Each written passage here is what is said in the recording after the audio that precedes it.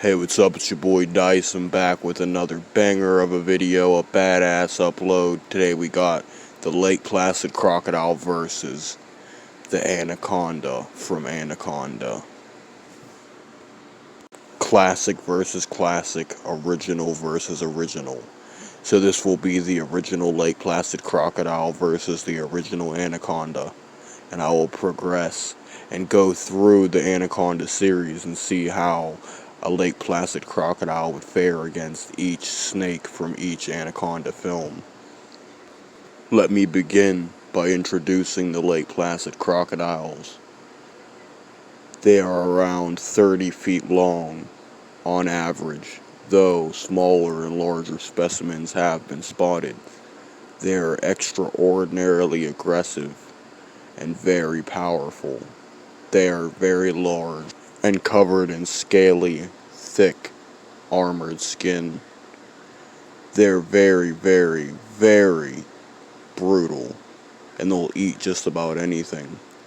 These creatures are equivalent to the Deinosuchus that lived long ago, at least in terms of their bite force. Ordinary crocodilians have a bite force stronger than any other animal on the planet. But Lake Placid crocodiles would have a bite force more akin to a Deinosuchus, which of course rivaled the Tyrannosaurus Rex's bite force. The anacondas range in size. In fact, there's a 20-foot and a 40-foot one. These anacondas showed signs of advanced intelligence for their species, as well as enhanced size and reflexes. They're very fast and agile, excellent hunters. They prefer to bite onto and then swallow their prey whole. And if their prey is too large to swallow whole, they will constrict it until it dies. The original anaconda was able to survive being on fire briefly, which is an insane feat in and of itself. It took a lot to take down these anacondas, and absolutely no one knows their true body count.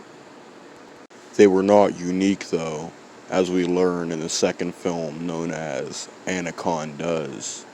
Now, I consider the snake from Anaconda like a titanoboa, which actually existed. It would have been around the same size, and would have also had similar characteristics. In the second film, we realize that the blood orchid is actually what's causing these snakes to grow very large, and that they've built a sort of hive or nest around the blood orchids, which of course causes them to end up producing giant snakes during mating season. I consider the snakes from the second movie the same species as the snakes from the first, since they share a lot of characteristics. They are in fact the same species of anaconda, and the only real difference is the fact that the snakes in the second film happen to be possibly slightly larger, and they have sharper, slightly longer teeth. The fight would go as follows. The Lake Placid Croc is strolling about, minding his own business, when suddenly, out from the trees, springs out an anaconda that latches onto his side and begins to try to flip him over to constrict him and expose his soft underbelly. But the Lake Placid Croc is too heavy, and as it goes to constrict him, the Lake Placid Croc very quickly whips the anaconda with his very powerful tail, causing him to let go of his grip and causing his head to go flying partially. With the anaconda disoriented, the Croc quickly turns around to face it, and as he faces it, he charges towards it, and as he does so, the Croc then opens its jaws and lunges forward towards the anaconda, but the anaconda outmaneuvers the Croc and dodges the bite. It proceeds to wrap itself around the Croc and begins constricting him.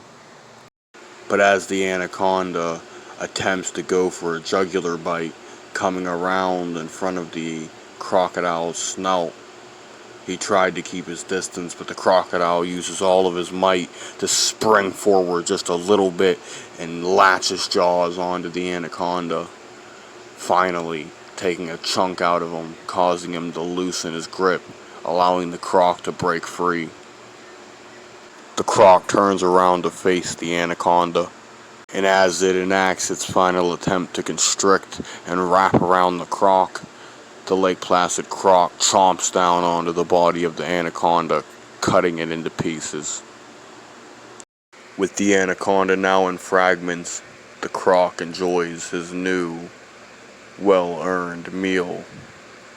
Anyways, it's been your boy Dicem as usual. I'm outie.